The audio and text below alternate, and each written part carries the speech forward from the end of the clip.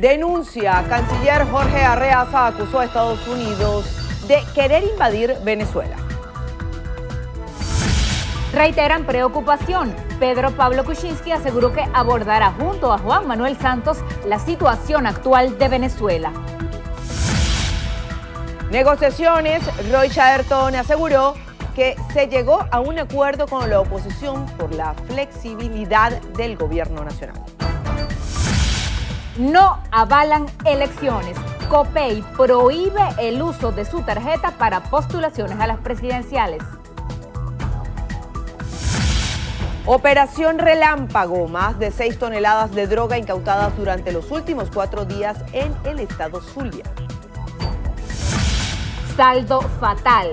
Al menos 11 muertos tras choque de 2 vehículos en carreteras de Ecuador.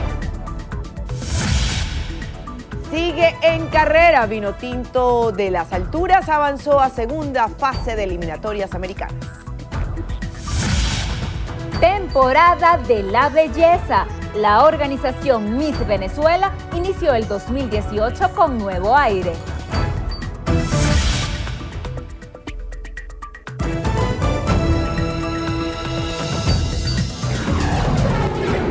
Noticiero Venevisión. Información justa y balanceada. Hola, ¿qué tal amigos? Bienvenidos a la emisión meridiana de su noticiero Venevisión. Buenas tardes y bienvenidos. Milagro Zambrano y Lirio Pérez, listas para presentar las informaciones. Comenzamos de inmediato. El canciller de la República, Jorge Arreaza, acusó a Estados Unidos de querer invadir Venezuela para apoderarse de sus recursos naturales. Así lo indicó durante su intervención en la 37ª sesión del Consejo de Derechos Humanos de la ONU. Arreaza aseveró que el secretario de Estado de Estados Unidos, Rex Tillerson, intenta desconocer las elecciones presidenciales en Venezuela sin ninguna justificación. El secretario de Estado Rex Tillerson llamó públicamente a los militares venezolanos a derrocar el gobierno democrático del presidente Nicolás Maduro. De inmediato, nuestra respetada y antiimperialista Fuerza Armada le otorgó digna y oportuna respuesta. Por cierto que es difícil distinguir si el señor Tillerson habla en nombre de su gobierno o de una empresa transnacional petrolera de la cual fue director ejecutivo hasta hace apenas un año, especialmente cuando se trata de atacar a Venezuela. También adelantó el secretario de Estado que desconocerá a su gobierno la voluntad de nuestro pueblo, que se expresará libremente en las elecciones presidenciales del próximo 22 de abril, como si le asistiera alguna facultad para reconocer o desconocer resultados electorales en mi país o en el mundo. El ministro advirtió que a través de sanciones económicas contra funcionarios venezolanos atentan contra la estabilidad del país. Aseguró que el gobierno estadounidense y la Unión Europea pretenden hacer creer que hay una crisis humanitaria en Venezuela y así justificar una intervención militar. A partir de la presión y extorsión política y financiera que ejerce Washington sobre gobiernos de Europa y de la región latinoamericana y caribeña, y a partir de una feroz guerra psicológica mediática muy bien planificada y financiada. Se pretende así hacerle creer al mundo que en Venezuela hay una crisis humanitaria, viejo truco unilateralista. Países vecinos anuncian con bombos y platillos crisis de refugiados, entre comillas. El mismísimo Donald Trump, el 8 de agosto del año pasado, al explicar los motivos de su amenaza de operación militar contra Venezuela, alegó infundadas razones humanitarias. Este pretexto, en teoría, les permitiría obviar los principios del derecho internacional público y tratar de justificar una intervención militar en nuestro país. Hacemos la advertencia para que conozcan ustedes los detalles del plan imperialista. Sobre las negociaciones en República Dominicana, el canciller indicó que la oposición se negó a firmar el acuerdo porque recibió órdenes de Tillerson durante su visita a Colombia. Destacó que uno de los puntos que incluía el documento era la realización de elecciones presidenciales. Uno de los temas que se acordó es el relativo a las elecciones presidenciales que, según nuestra Constitución, deben realizarse este año y efectivamente se realizarán.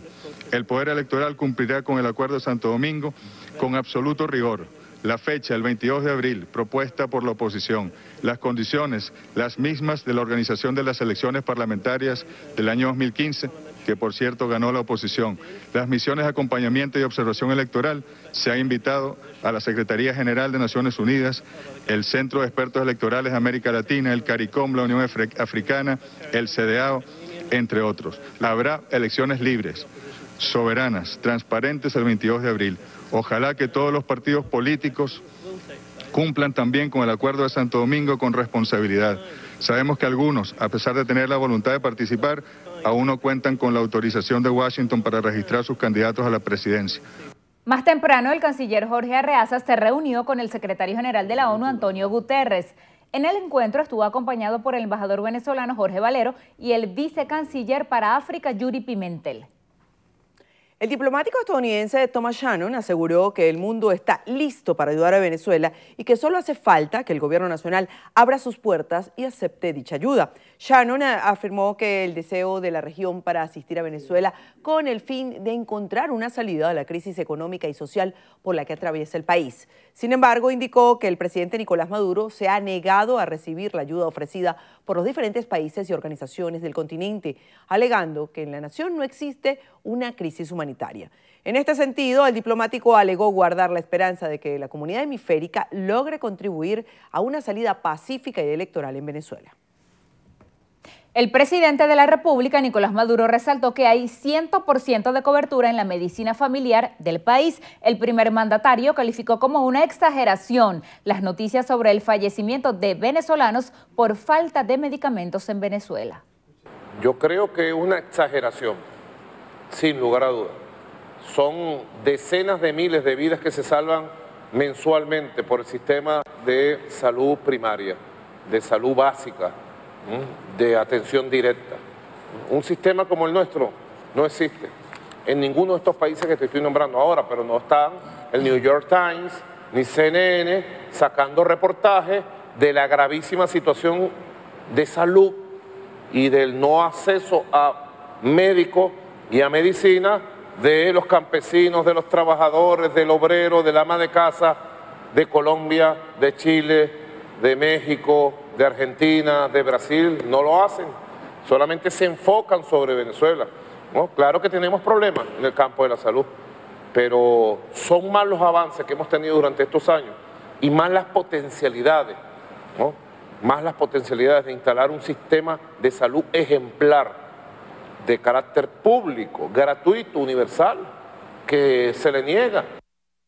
El primer mandatario destacó que se han implementado políticas para los profesionales que se han ido del país, motivado, según asegura, a la guerra económica.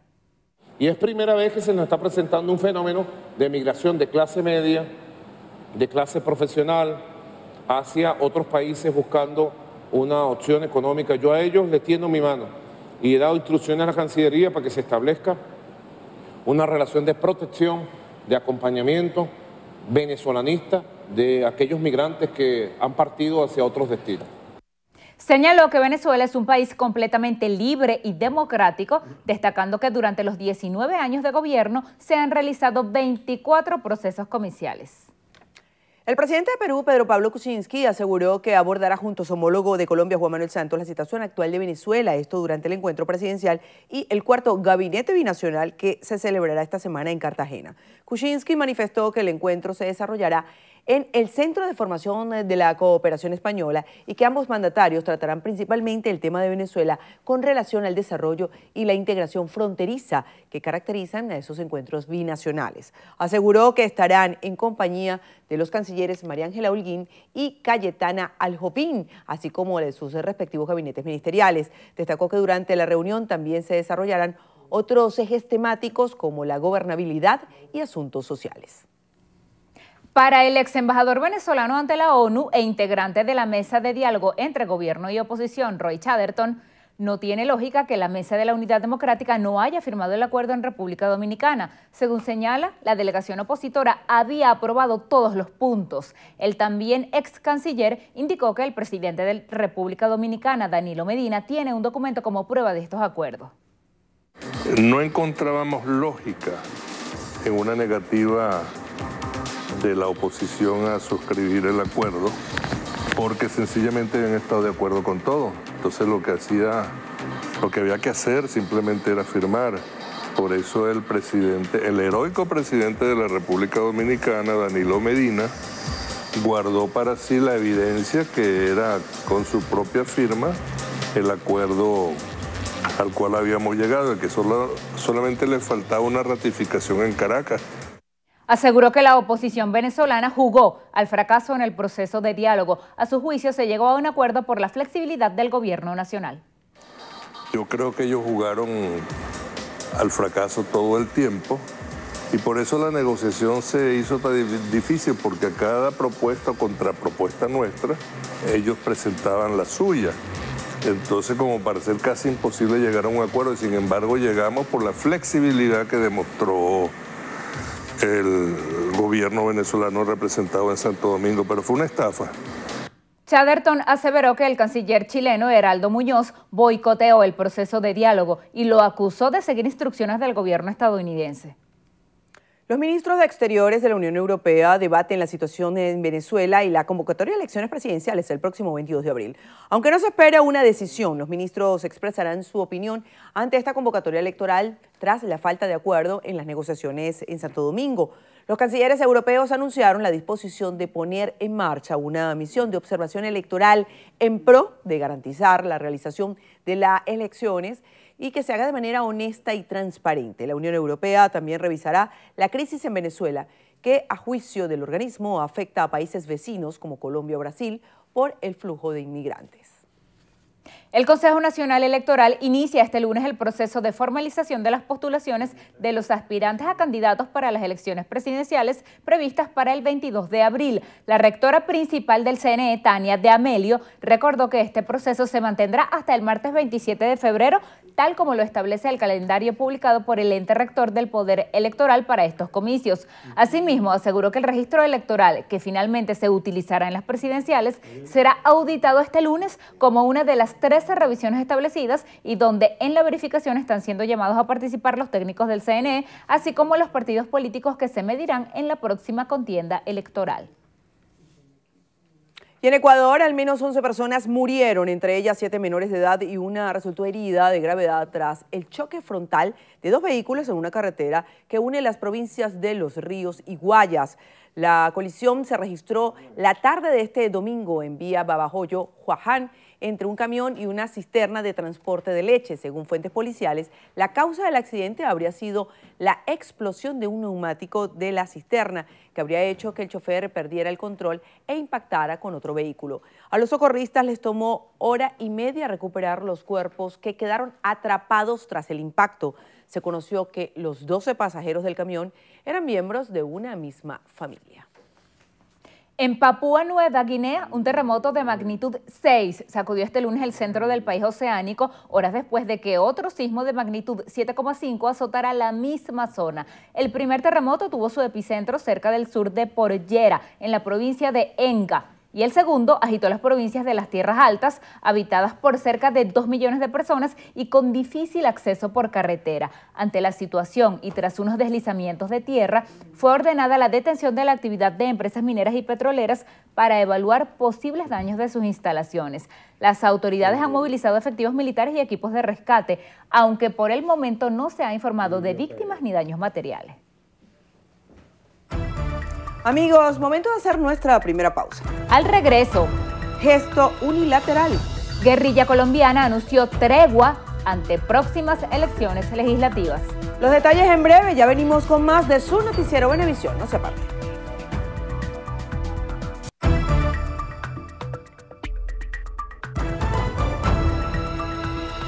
Continuamos. El gobernador del estado Carabobo, Rafael Lacaba, anunció que el Ejecutivo Nacional aprobó la creación de la Corporación del Oro de Carabobo. El mandatario regional aseguró que con la creación de la empresa minera se podrán cumplir con grandes proyectos en materia de salud, seguridad, alimentación, infraestructura y en especial atender la reactivación económica de la zona industrial ubicada en la entidad.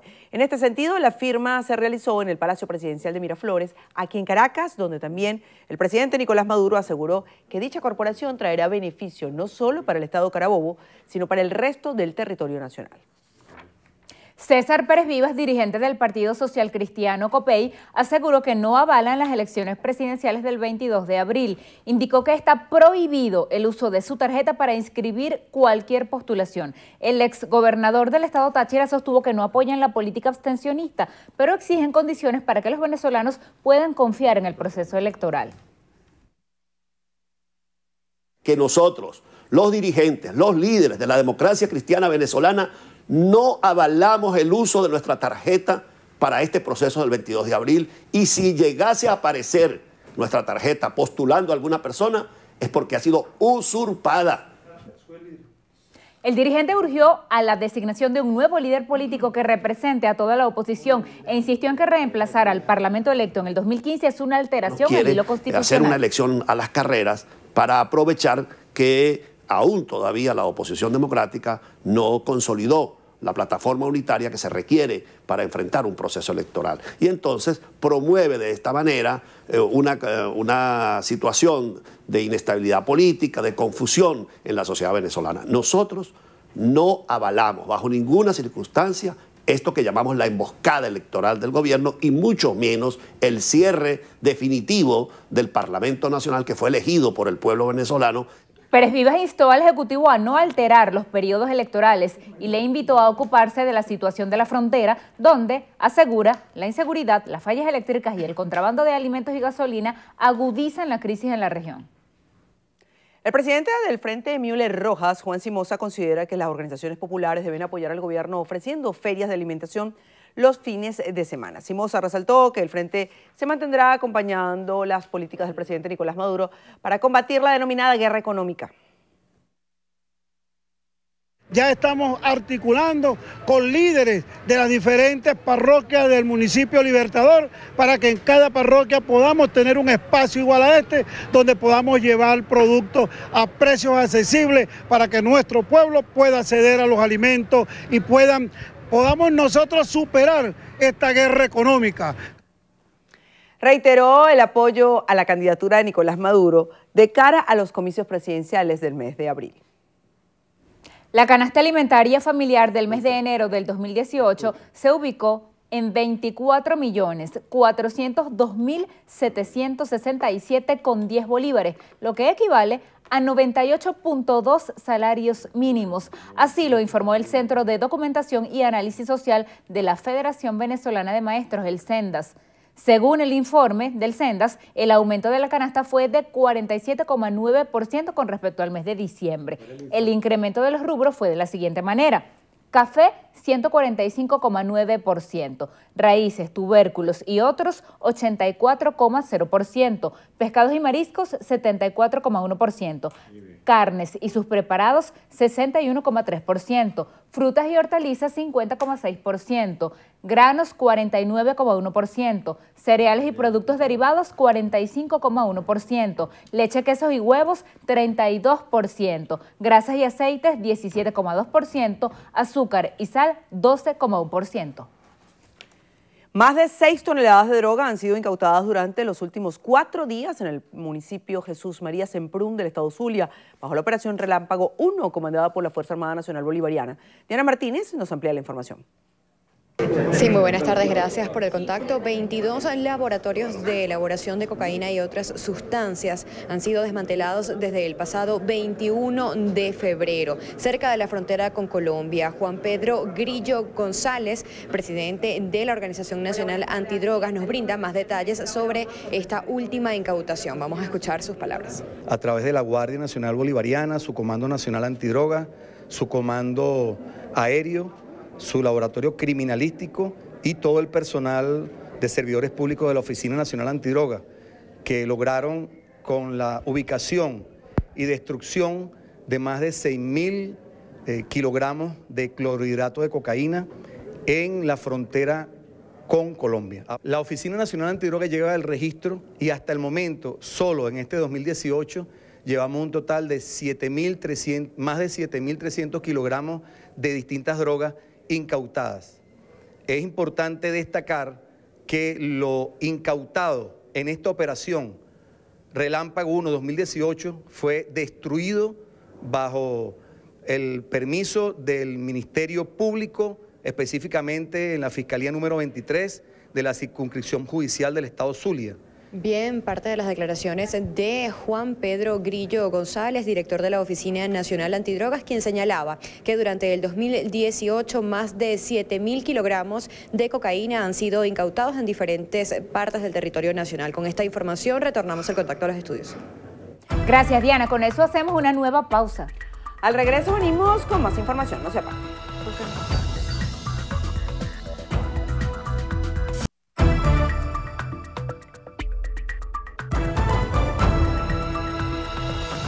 A las 12:28 continuamos. Trabajadores y personal médico del Hospital El Algodonal advierten sobre un posible cierre técnico. Maoli Aldana está allá y nos cuenta más. Buenas tardes, Maoli. Buenas tardes. Los trabajadores y personal médico del Hospital El Algodonal salieron a las afueras del centro hospitalario para denunciar que este posible cierre técnico se podría generar por varias razones, entre ellas la escasez de insumos médicos. Aseguran que los pacientes del área de neumonología no tienen la posibilidad ni siquiera de hacerse una radiología. Aseguraron además que hay problema importante de infraestructura y además el éxodo de médicos debido a los bajos salarios. Si tú tienes un paciente diabético, tiene que tener una dieta adecuada, lo cual no ocurre en este hospital. Todo el mundo come lo mismo. Los pacientes que vienen con tuberculosis vienen aquí pesando 25 o 26 kilos. ¿Ok? Entonces tienen que recibir una dieta diferente. Que lamentablemente el cierre técnico no lo hacemos nosotros estamos acá. Un cierre técnico no es la inasistencia de los que trabajamos acá, estaremos aquí en asamblea permanente. El cierre técnico lamentablemente nos lleva al Estado mismo a que esto suceda, porque pues si el Estado, que es el ente que debe suministrar los insumos médicos quirúrgicos necesarios para nosotros poder prestar el servicio, pues ¿cómo hacemos? La presidenta del Colegio de Enfermeras del Distrito Capital, Ana Rosario Contreras, aseguró que el banco de sangre del Hospital El Algodonal no escapa de la situación que tienen los centros de salud público del país debido a la falta de reactivo. Aseguró que está prácticamente paralizado. Es nuestro aporte, ustedes continúan con mucho más de nuestra emisión meridiana.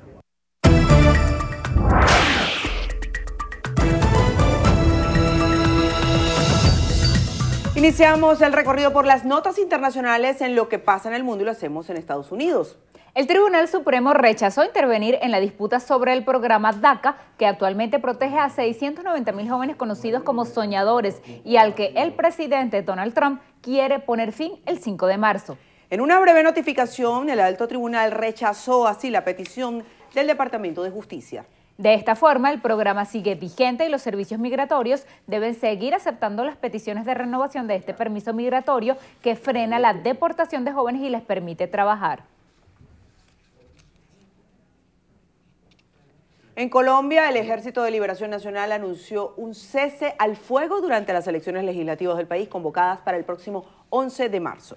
En un comunicado, el grupo guerrillero indicó que la suspensión de operaciones militares ofensivas entre el 9 y el 13 de marzo forma parte de una muestra de respeto a los ciudadanos que acudirán a votar. El ELN también propuso fijar una fecha para el reinicio de los diálogos de paz con el gobierno de Juan Manuel Santos. En Inglaterra, 5 personas murieron en una explosión registrada este domingo en un inmueble de la ciudad de Leicester, al norte del país. Otras 5 personas permanecen hospitalizadas a raíz del estallido cuyas causas se desconocen y que ocurrió en una propiedad que incluía una tienda y un apartamento. El incidente no ha sido relacionado con un acto terrorista. En Siria, 17 personas murieron este lunes por ataques de la aviación siria y rusa, así como de la artillería de la fuerza gubernamental contra Ghouta Oriental. Según el Observatorio Sirio de Derechos Humanos, desde el 18 de febrero han muerto 556 personas, entre ellas 136 menores y 80 mujeres en esa región. Ante la situación, el Consejo de Seguridad de la ONU aprobó una resolución para una tregua de 30 días en Siria. Rusia anunció una pausa humanitaria en Ghouta Oriental, principal feudo opositor a las afueras de Damasco, que comenzará este martes y se prolongará por 5 horas cada día. Así lo anunció el ministro de Defensa ruso, Sergei Shoigu, quien adelantó que se abrirá un corredor humanitario para la salida de civiles de la región. Los jefes de gobierno del CARICOM se reunirán este lunes y martes en Haití en su 29ª sesión interanual. Durante el encuentro, los mandatarios buscarán lograr contribuir con una comunidad del Caribe más resiliente a los efectos del clima tras la devastadora temporada de huracanes de 2017 en la zona. Asimismo, estudiarán el problema de la alta incidencia de crímenes y la elevada violencia en la región. Corea del Norte insistió en que dejar la puerta abierta al diálogo con Estados Unidos mientras continúa reforzando contactos con el sur en el contexto de los Juegos Olímpicos de Pyeongchang. Así lo indicó el general Kim Jong-chol, que lideró la delegación norcoreana en la clausura de la cita deportiva. Washington espera que la oferta suponga los primeros pasos hacia la desnuclearización de la península. La Unión Europea anunció el refuerzo de sanciones contra Corea del Norte en línea con las medidas adoptadas por el Consejo de Seguridad de la ONU. Las medidas suponen restricciones en materia marítima de exportación de productos petroleros refinados y de ciertas importaciones, incluidos productos alimentarios y agrícolas. En China, el Partido Comunista propuso eliminar el límite de 2 mandatos para el presidente y el vicepresidente del país. Un cambio que, de aprobarse, permitiría que el actual jefe de Estado, Xi Jinping, pudiera ser reelecto por tercera vez. La reforma se discutirá a partir de hoy, pero no será votada hasta marzo. Y los dejamos con las imágenes de la ciudad de Roma, que amaneció cubierta de blanco tras una intensa nevada que cae desde esta madrugada. El fenómeno, que no ocurría con tanta intensidad desde el 2012, provocó problemas en la circulación y el cierre de los colegios. Este domingo una ola de frío siberiano llegó a Italia, provocando nevadas en el norte y un frío intenso de hasta 20 grados bajo cero en algunas localidades.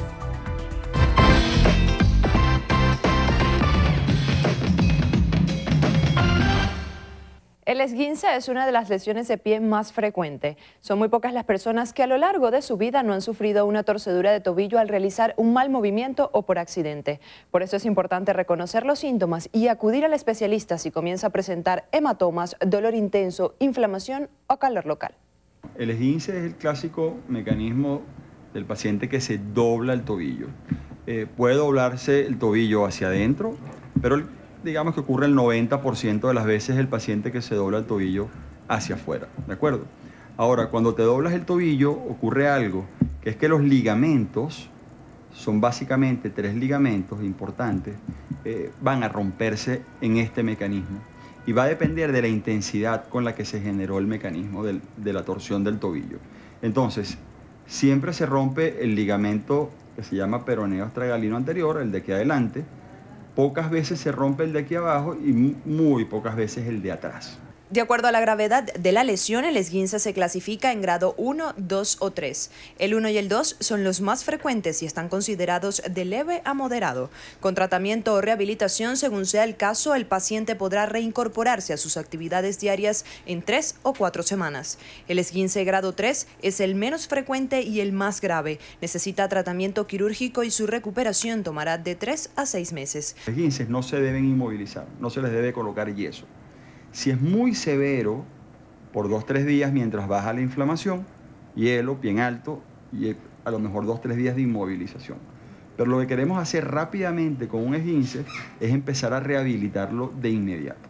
Entonces, lo que hacemos nosotros normalmente, dependiendo de la magnitud, es colocar a ese paciente en una inmovilización blanda que él se pueda poner y quitar, una tobillera, mucho hielo, bien alto, pero empezamos rápidamente a rehabilitar el tobillo porque es lo que va a marcar la diferencia en su buena evolución, sobre todo cuando son deportistas o personas que hacen ejercicio. Las torceduras mal curadas provocan, según el especialista, un tobillo inestable. Por esto, la sensación de pérdida de equilibrio en el pie lesionado. A largo plazo va desgastando el cartílago del tobillo, lo que puede generar consecuencias graves. Si usted o alguna persona cercana se dobla el tobillo, es importante buscar atención médica de inmediato. Soy Yohaisa Adrián, hasta una próxima entrega de Vida y Salud.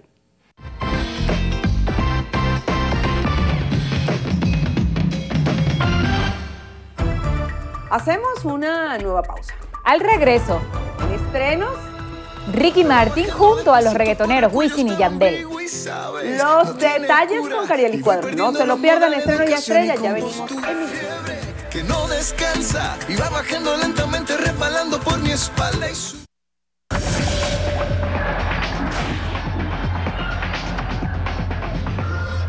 Amigas y amigos, iniciamos con el deporte de las alturas porque la selección nacional avanzó a la siguiente fase de las eliminatorias del Mundial de China 2019 tras vencer a la selección de Colombia 73-62. El encuentro se disputó en el Coliseo Iván de Bedut en Medellín, donde el equipo vinotinto logró su objetivo y aseguró su pase con arrastre de puntos a la segunda ronda de los clasificatorios que inician en septiembre. Néstor Colmenares fue doble figura con 13 puntos y 15 rebotes en el equipo venezolano, mientras que Pedro Chourio aportó otros 13 tantos. En las próximas fechas de eliminatorias, Venezuela jugará como local ante Brasil y visitará a Chile el 29 de junio y 2 de julio respectivamente. Pasamos al fútbol nacional porque este fin de semana se disputó la jornada 5 del torneo de apertura de la Liga FUTB. En el Brígido Iriarte, el Aragua goleó al Atlético Venezuela 4-0. Juan García Reyes adelantó a los aurirrojos con tantos al minuto 64 y al 66. El golazo de la jornada y seguramente nominado al mejor del año lo anotó Aarón Martínez desde más allá de la media cancha. El mismo Martínez cerró la cuenta al 88. En la Premier League, el Manchester United remontó y derrotó al Chelsea 2-1 en Old Trafford. William adelantó a los Blues al minuto 32, mientras que Romelu Lukaku al 39 y Jesse Lingard al 75 le dieron el triunfo a los Diablos Rojos.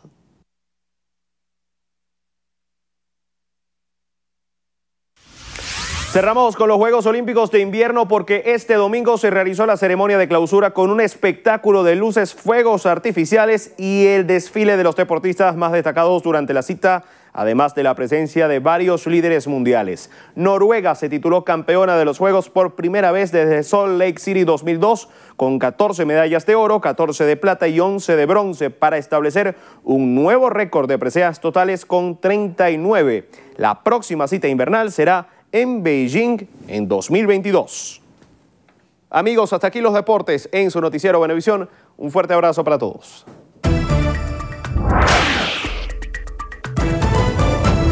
Hola, ¿qué tal amigos? Soy Carelis Cuadros y esto es Estrenos y Estrellas. Iniciamos las noticias del mundo del espectáculo con la organización Miss Venezuela, que arrancó el 2018 con nuevo aire. La organización Miss Venezuela cambió su estructura organizativa y de ahora en adelante será dirigida por un comité multidisciplinario, conformado por profesionales de diferentes áreas que están comprometidos a seguir contribuyendo con la excelencia de la organización y los certámenes de belleza. Giselle Reyes, Richard Linares y Jesús Morales ya recibieron las directrices para iniciar su trabajo en la venidera temporada de la belleza 2018 en conjunto con el equipo de producción de Venevisión. Como primer gran paso este año, la organización Miss Venezuela encendió los motores rumbo al Mister Venezuela 2018. En ese sentido, todos los interesados en participar pueden acudir a partir del 1 de marzo a la quinta Miss Venezuela, en el horario comprendido entre las 9 de la mañana, 11 de la mañana y las 2 de la tarde a 4 de la tarde. Entre los requisitos para optar por la bufanda se encuentran tener edad comprendida entre los 18 y 25 años, poseer talento para la animación, actuación o canto y tener una estatura mínima de 1,75 m. Estamos listos para continuar llenando de orgullo y alegría los hogares venezolanos a través de uno de los certámenes más importantes del mundo. Los invitamos a que estén atentos al calendario de eventos de la temporada de la belleza 2018 que pronto estaremos anunciando, comentó Jonathan Bloom. Seguimos con Carlos Vives, quien sorprendió al monstruo de la Quinta Vergara al regalarle su gaviota a un seguidor muy especial. El cantante colombiano fue premiado con una gaviota de plata en el festival y de inmediato se la regaló a un miembro del público. Carlos Vives, emocionado, dijo que tenía un amigo presente quien lo había ayudado mucho. Se trataba de Thomas Ackley, un fiel seguidor del artista con síndrome de Down, que el viernes cumplió 20 años y como regalo fue invitado al concierto en compañía de su hermana. Aclamado por todos los presentes, continuó con su show interpretando varios de sus éxitos. Él hizo cantar y bailar a todos los presentes, contando con la colaboración de otros artistas como sus paisanos Sebastián Yatra, Chucky Town y Wisin. Para cerrar, los voy a dejar con el nuevo video de Ricky Martin junto a Wisin y Yandel. Fiebre está disponible en todas las plataformas digitales desde el viernes y ya cuenta con casi 5 millones de reproducciones. Así llegamos al final. Soy Carelis Cuadros y los espero en una próxima emisión de Estrenos y Estrellas por su noticiero Venevisión. Me recorre todo el cuerpo cuando pasas a mi lado. Dime cómo hacer para quitar mis penas. Mi corazón no aguanta. Di lo que me dijiste a mí. Hacemos otra pausa. Porque al regreso, nuestra compañera Liz Flores estará en entrevista de Venevisión con el constituyente Ricardo Molina. Los esperamos, quédense con nosotros. Entrevista Venevisión. Líder en opinión. Por tu canal independiente, Venevisión. Amigos, me da mucho gusto estar con ustedes a esta hora. Hoy nos acompaña Ricardo Molina, quien es miembro de la Asamblea Nacional Constituyente. Gracias por estar aquí. Gracias a ustedes por la invitación. Ya el Consejo Nacional Electoral inició todo un cronograma que se viene desarrollando con absoluta normalidad. Para este martes está previsto que el presidente de la República acuda ante el máximo organismo electoral del país para presentar los recaudos y formalizar así su postulación. ¿Cómo están los preparativos para este martes? Bien, nosotros tenemos una tremenda expectativa respecto a lo que va a suceder mañana. Primero, mañana es una fecha importante que no se nos debe olvidar nunca, 27 de febrero, cuando en el año 89 el pueblo venezolano dijo ya no podemos más y explotó una olla de presión que tenía años desarrollándose y que terminó en, digamos, la génesis de la reacción del pueblo venezolano para decidir un futuro mejor, 27 de febrero. Y mañana corresponde, en el marco del cronograma establecido por el CNE, la inscripción de nuestro candidato, de nuestro presidente Nicolás Maduro, que se va a inscribir mañana ante el CNE, y nosotros, en la conmemoración del 27 de febrero del 89, y en apoyo a nuestro candidato, el presidente constitucional Nicolás Maduro, vamos a volcarnos a la calle y vamos a acompañar hasta el CNE a nuestro presidente. Hay 9 puntos en la ciudad de Caracas donde nos vamos a concentrar y desde allí todos a confluir ante el CNE para acompañar al presidente Maduro. Hay una expectativa extraordinaria porque el presidente inscribirá su candidatura y, como corresponde, según la Constitución, según nuestras leyes, el candidato al inscribirse debe consignar su propuesta de gobierno, que es el Plan de la Patria número 2, la continuidad del Plan de la Patria del comandante Chávez. Y todo el pueblo venezolano sabe que el contenido del Plan de la Patria no es que se le ocurrió al presidente Nicolás Maduro, es que el presidente orientó que se construyera de manera colectiva en todo el territorio nacional, y después de decenas de miles de asambleas, de encuentros, de intercambios, la gente propuso, el pueblo organizado propuso ideas, metas, objetivos que el presidente ha recogido y que seguramente mañana presentará como su oferta de gobierno para el próximo periodo 2019-2025. Nosotros estamos muy contentos de que así sea porque es el plan de gobierno hecho por el pueblo, no por un conciliábulo, no en ningún bufete, sino que es una construcción colectiva y que el presidente Nicolás Maduro convertirá en el plan de gobierno, no de él, sino del pueblo que él representa. Dentro de ese plan de gobierno hecho por el pueblo, como usted dice, ¿qué podríamos esperar que sea incluido allí desde el punto de vista de impacto a la gente? ¿Qué medidas, qué nuevos proyectos tienen para que tenga impacto en la sociedad venezolana? Fíjate, yo te puedo decir que la gente espera mucho más de la revolución bolivariana, de la revolución chavista. No te puedo decir detalles porque no los conozco yo, y si los conociera no los puedo decir. Yo no voy a tubiar al candidato.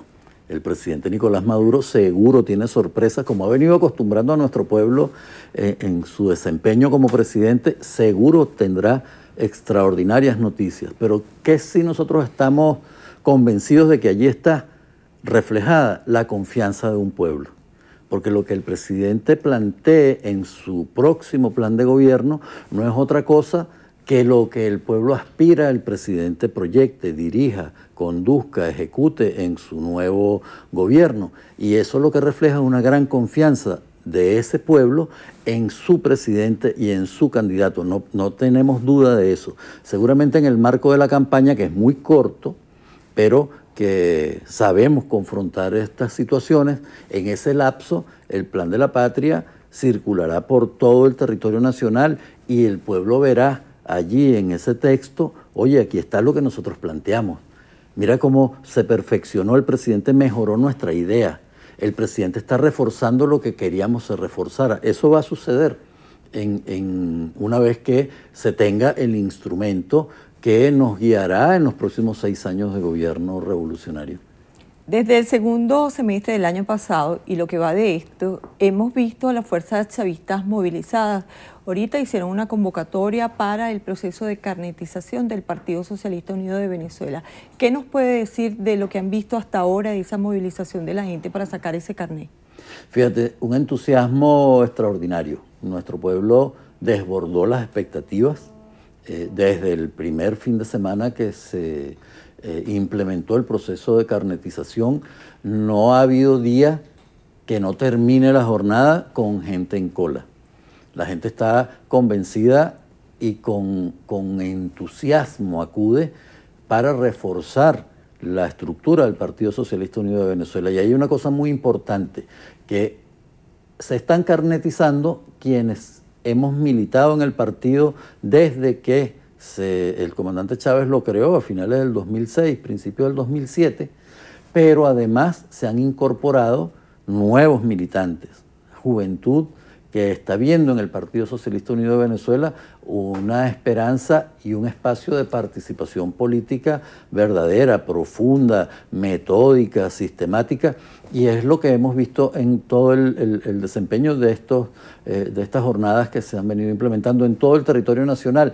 Inicialmente se había planteado que fuera en las casas del partido o incluso en espacios abiertos, en las plazas Bolívar de los diferentes centros poblados, pero se han tenido que ampliar los puntos, porque la cantidad de militantes y de nuevos interesados o interesadas en formar parte de las filas del Partido Socialista Unido de Venezuela ha obligado a que así sea. De manera que nosotros estamos muy satisfechos con este proceso y debemos sentirnos orgullosos de militar en el partido más grande de Latinoamérica, en un partido que no es solo un partido de masas, sino que un partido de cuadros cada vez más consolidado, con un plan a futuro muy claro, que es la construcción de la Venezuela ecosocialista.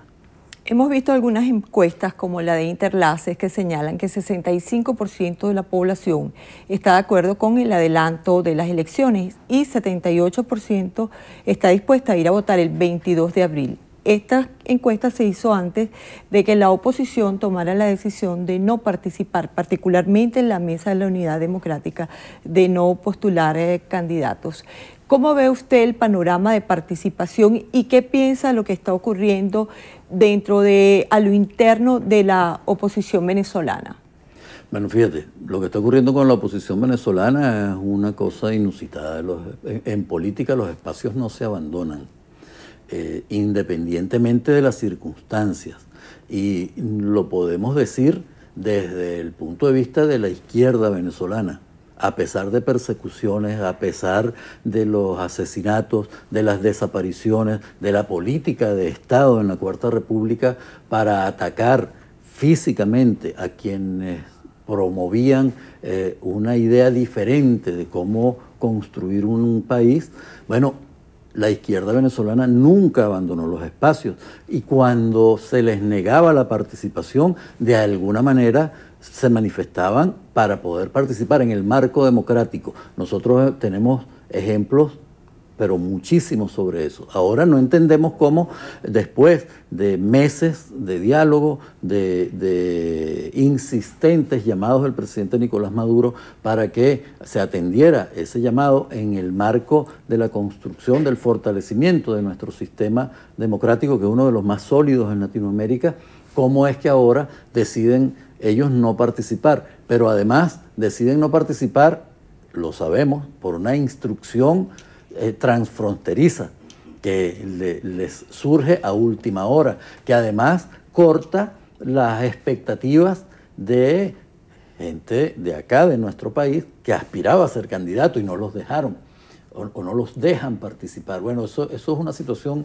muy, muy lamentable que desdice de su talante democrático, que entre comillas lo ponemos, y lo que decimos es que lamentablemente en política espacio que se abandona, espacio que otros llenan. Nosotros por nuestro lado vamos a ir a las elecciones el 22 de abril y vamos a tener una participación extraordinaria, estamos seguros. Eso que se está reflejando en las encuestas de todos quienes se dedican a esa actividad, y allí ellos saben lo que va a ocurrir el 22 de abril, nosotros vamos a tener una participación extraordinaria, porque el pueblo venezolano entendió desde el 30 de julio que la votación no es simplemente un proceso electoral, es un proceso de ratificación de la decisión de seguir viviendo en paz, de la ratificación de seguir siendo soberanos, de la ratificación de seguir decidiendo sobre nuestro futuro. Eso es lo que vamos a ver el 22 de abril. Independientemente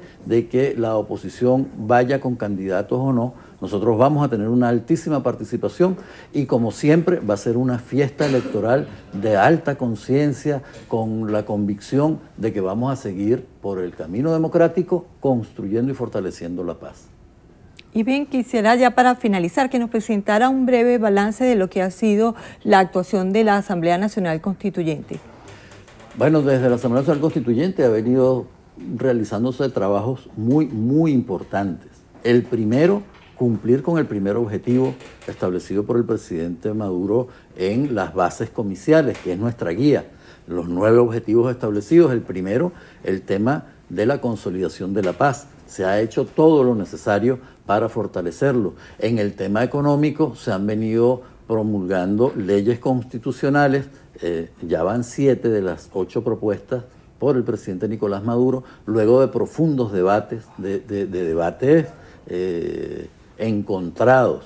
Luego se irá viendo cómo es que en las diferentes comisiones se han generado discusiones de diferente índole para poder llegar a propuestas consensuadas que luego son sometidas a votación en la plenaria de la Asamblea Nacional Constituyente. Pero así como eso, la manifestación permanente de apoyo a la consolidación de nuestra soberanía, de nuestra independencia, las respuestas oportunas a quienes han pretendido agredir a nuestra patria desde diferentes latitudes, con el objetivo de perturbar nuestra tranquilidad, de perturbar nuestra paz, de perturbar nuestro derecho a seguir construyendo nuestro futuro, y ha sido una promoción permanente de la Asamblea Nacional Constituyente de nuestra soberanía. Y bien, le damos las gracias a Ricardo Molina, miembro de la Asamblea Nacional Constituyente. A ustedes, amigos, gracias por estar siempre pendientes de las pantallas de Univisión para estar informados. Sigan ahora con Lirio. Gracias, Liz. Tenemos otra información. Dirigentes políticos y gremiales consideran que postergar la fecha de la realización de las elecciones presidenciales no es suficiente para darle confiabilidad al proceso. Manuel Covela nos tiene el reporte. Adelante, Manuel, buenas tardes. Sí, así es, gracias. Buenas tardes. La diputada a la Asamblea Nacional, Delsa Solórzano, el expresidente de Fedecámaras, Jorge Roy, y el exsecretario ejecutivo de la Mesa de la Unidad Democrática, Ramón Guillermo Aveledo, insisten en que el problema de las próximas elecciones presidenciales convocadas para el 22 de abril no es de fecha, sino de mejores condiciones electorales. Acá lo que se tiene que exigir son condiciones que permitan que este proceso sea verdaderamente uno electoral.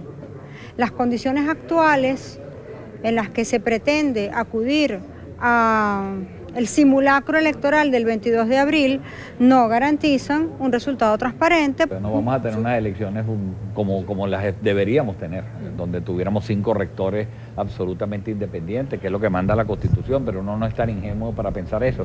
Pero cuando menos que tengamos, más allá de un rector, tengamos una observación internacional seria, amplia.